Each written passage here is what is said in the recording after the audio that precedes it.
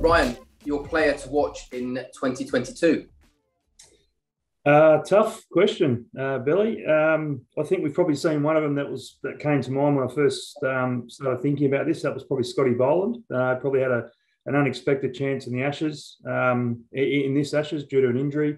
Another one that came to mind was Cameron Green. I don't think we've seen the best of him yet. Probably the one that stands out for me. Australia have got quite a bit of cricket on the subcontinent coming up. So a guy called Mitchell Swepson, who's a leg spinner. From Queensland. It's probably a little bit of favouritism there as well, me coming from Queensland, but he's sort of been in the wings now for, a number of years. Been a lot of tours with the Australian team. Obviously, Nathan Lyon's the main spinner and not going to move him aside for a while. But I think with Australia touring, Pakistan next, I think they've got other tours over in the subcontinent. I think we're going to see, the world's going to see, and especially Australia, who've known about the name Mitchell Swepson for a long time now, over the last couple of years. I think they're going to see what he can actually do as a bowler. He's a ripping leg spinner. He's as I said, he's been in squads now for a number of years. He's worked with Nathan Lyon, albeit obviously he's a leg spinner and an off spinner, but talking about the game a lot and seen a lot of Test cricket. I know it's different to when you're watching them playing, but I think he's the one that's going to jump out of the gates, and I guess everyone's going to see what the name and what the person Mitchell Swepson can do. As I said, going into conditions where I think Australia are going to be able to play two spinners. As I mentioned just before, Cameron Green gives that option now to play as a third quick, and I think Mitchell's going to have that opportunity that he probably hasn't had in the last sort of few years. So really look forward to seeing what he can do. As I said, I've seen him closely in Queensland and what he can do, and he's dominated in Shield cricket. It's going to be great. Hopefully, watching him, do well at the next level and do something that he's deserved and hopefully get that spot that he's been trying to get for over a number of years. What about yourself, Billy? Players to watch in 2022, I guess, for England. Well, I actually think from England, just leaving off from, I suppose, the SCG Test match. Now, I think Zach Crawley, who had a really tough year in 2021, but there was glimpses. I think he just shown Australia in particular, but the level of, I suppose, batsmanship he can produce. I mean, again, the way he played Cummins in particular, and that Australian attack on that last day, I think he showed everyone that he has the ability to become a very fine Test match player. And now I'm hoping that this year is his year. Like I said, 2021 was a really tough year for him. And I'm just hoping now we'll start to see a more consistent Zach Crawley, and he really announces himself. Hopefully in this last Test match to go in the Ashes, and then obviously the Test tour to the West Indies. I think all of us in England, we need one of these young batsmen to come through to help supporting Joe Root. So hopefully that's one. From a slightly one outside the England bubble, I reckon there's a young lad called Henry Brooks. Warwickshire had the whole year out injured, unfortunately. And I think he'll be back this year. He's somebody that's done well in T20 cricket in England. He bowls fast. And again, if I was a young English player now, with everything that's going on, what an opportunity now. There'll be spots up for grabs. There'll be people looking at who the next generation are. And if he can start the season well, and also in all the other, in the T20s as well, he's someone with a T20 World Cup down the back end. He bowls at good pace, and someone that might just jump on the scene with England in the next 18 months. What about I guess one of the big questions going around at the moment is who's the best Test batsman in the world? There's obviously 4 or 5 of the guys who are, I suppose, and Labuschagne has come into that group that I suppose they used to call him the Fab Four, but he's put himself right in that mix now as well, hasn't he? So, for me, Joe Root has been absolutely, incredible in terms of what he's achieved in 2021. He's literally single-handedly dragged England through, certainly the batting lineup, through a whole year. I mean, his numbers and figures are absolutely astonishing, all around the world, really, from the subcontinent in England. It's a shame he didn't quite get the 100 in Australia. There's still one game to go. But for me, I think at the moment in Test cricket, he's just had an incredible 12 months. But again, then you look around, again, for me, my favourite one to watch all the time across all formats is Virat Kohli. I think across all 3 formats, for me, he's the best. But again, when you see Steve Smith and the record he has, and then Labuschagne as well, quite astonishing what they've done so far in Test match cricket. And as you already said, I mean, they've got a big tour to Pakistan, and going to the subcontinent is a big challenge as well. So looking forward to see how those guys go in the next 12 months.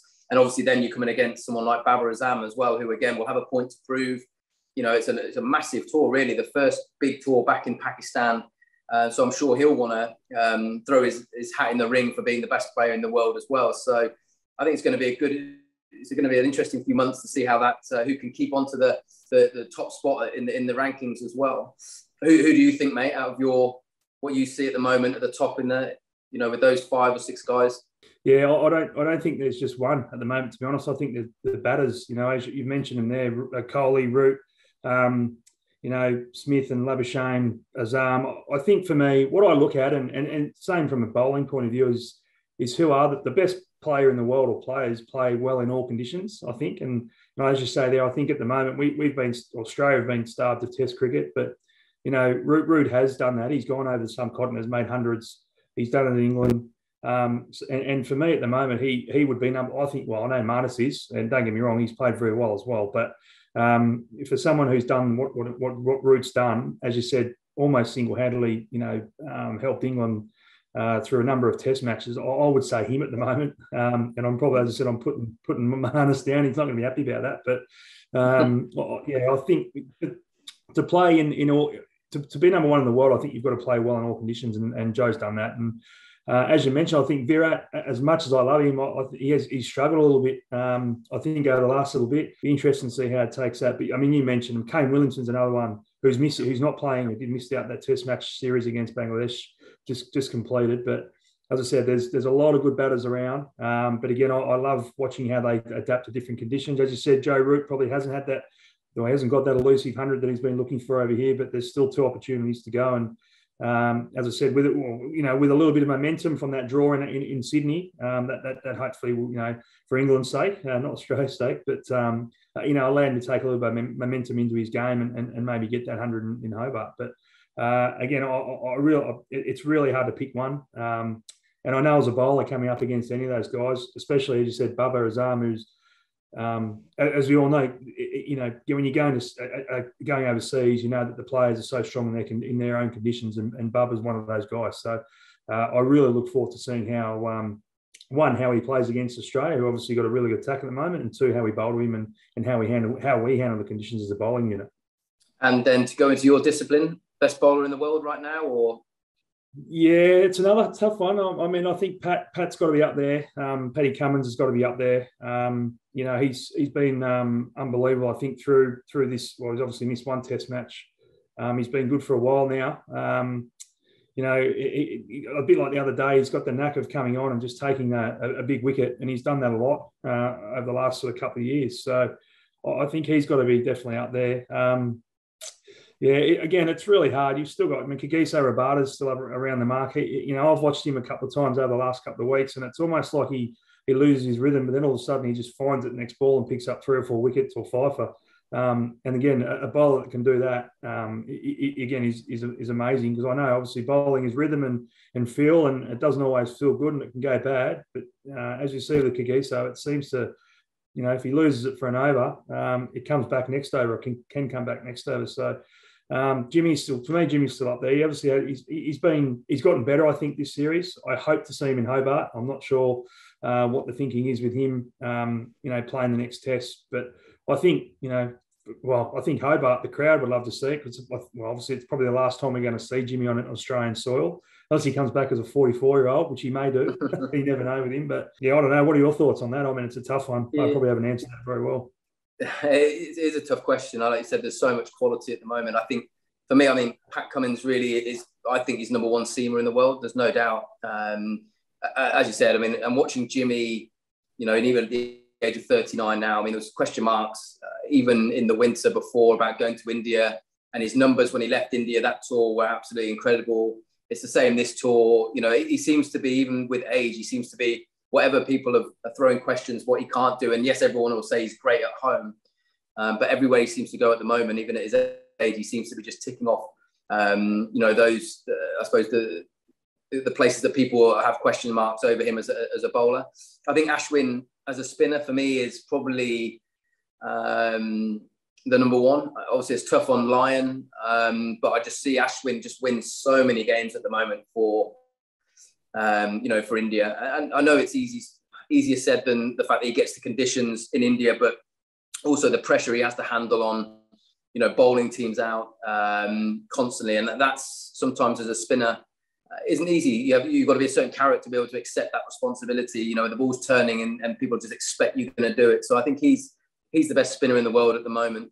But I'd agree with you, mate. Cummins for me at the moment, when he hits rhythm, and rarely, he rarely has a bad day. I think that's actually interesting. Since we've been out here, obviously there was a little documentary on him, and just listening to it, how he goes about his business, how he goes through his checklist and stuff like that. So quite astonishing journey he's been on, certainly with the amount of injuries he's had, certainly in the early part of his career.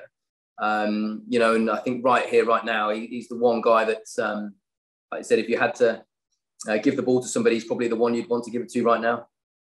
Yeah, and he's yet to thank me because he made his debut because I was injured in South Africa and Johannesburg. So I'm hoping one day that thank you will come. But no, I actually forgot about Ashwin. Ashwin, you make a really good point. I usually always forget about the spinners, but really good point with him. And I think he's gotten better overseas. I think he's had a big role to play in South Africa as well.